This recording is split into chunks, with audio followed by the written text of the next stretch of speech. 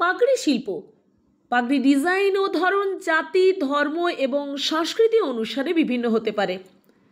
আমরা চলে গিয়েছিলাম বাঁকুড়া জেলার, যেখানে পাগড়ি শিল্পের আঁতুড়ঘর বলা যেতে পারে, সোনামুখী।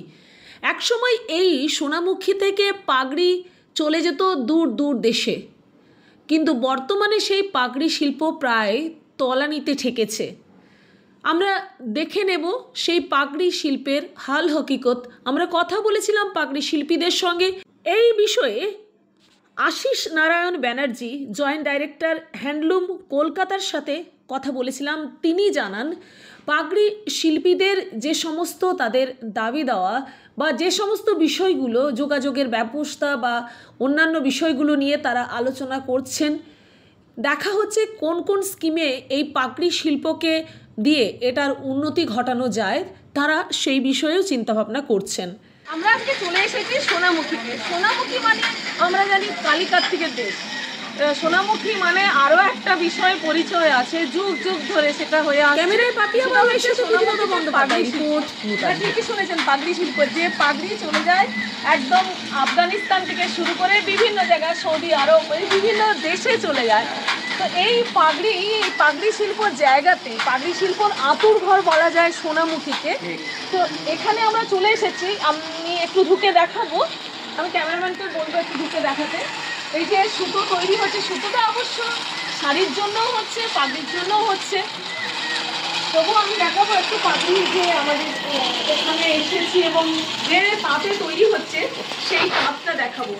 তবে পাগড়ি শিল্পতে এত সময় ধরে, 1.5 দিন ধরে সময় লাগে একটা পাগড়ি তৈরি করতে, এবং তার জন্য প্রায় 2 দিন ধরে সময় লাগে, এবং তার জন্য পরিশ্রমের সঙ্গে সঙ্গে আমাদের মূলধনগুলো তো আছেই।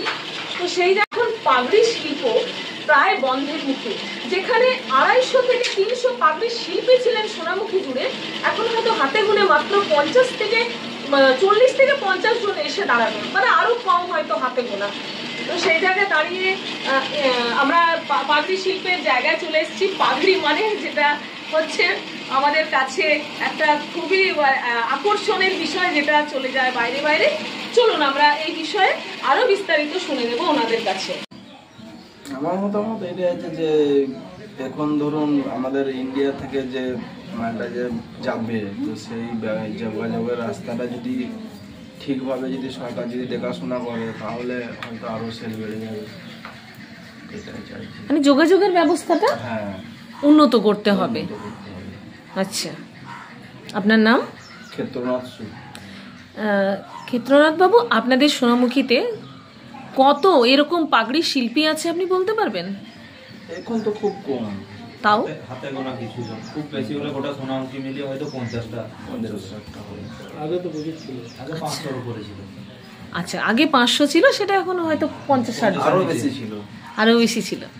সেটা এখন হাতে গোনা অবস্থাতে এসে দাঁড়িয়েছে।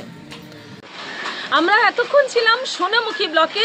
পাগড়ি শিল্প কিরকম ভাবে পাগড়ি তৈরি হয়, সে পাগড়ি তৈরির জায়গাতে খোদ আঁতুড়ঘরে ছিলাম এতক্ষণ আমরা। আমাদের সঙ্গে এই যে দেখতে পাচ্ছি পাগড়ি যেখানে তৈরি হয় আর কি, তাদেরই কাছ থেকে শুনে নিয়েছিলাম তাদের কথা। ক্যামেরায় পাপিয়া বারুইয়ের সাথে প্রীতিলতা বন্দ্যোপাধ্যায়, রিপোর্ট নূতন ভোর।